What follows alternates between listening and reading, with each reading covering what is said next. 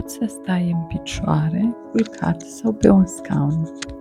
Așează o mână pe torace și una pe abdomen. Închide ochii și începe să inspiri și să expiri adânc. Inspiri, expiri. Inspiri, expiri. Observă cum se umple și se ridică mâinile de pe toracele și abdomenul tău. Și concentrează-te asupra acestor mișcări. Urmărește senzațiile pe care le ai atunci când aerul intră și iese din plămâni. Intră și iese din plămâni. Când expiri, simte cum se golesc plămânii de tot aerul. Intră aerul, iese tot aerul din plămâni. Intră, iese. Și fă o pauză de o secundă înainte de a inspira din nou. Intră aerul, iese aerul.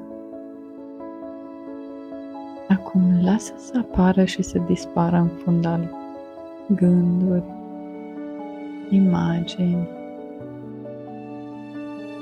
în mintea ta,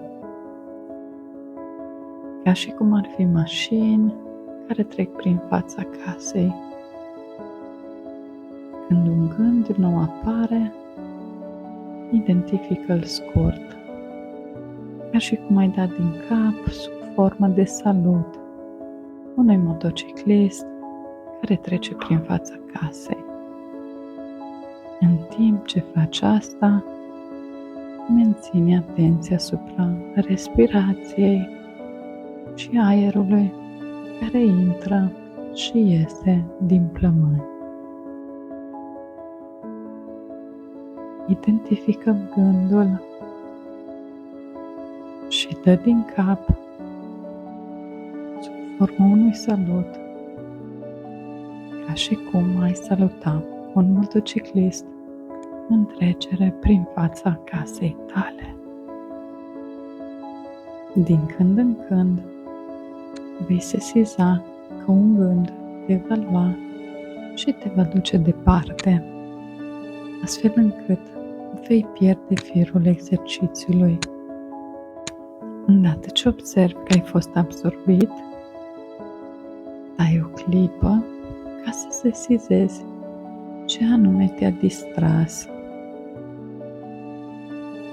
Apoi desprinde-te cu calm, dă din nou din cap motociclistului în trecere și concentrează-te din nou asupra respirației și corpului tău. Inspira, expira. Inspira, expira.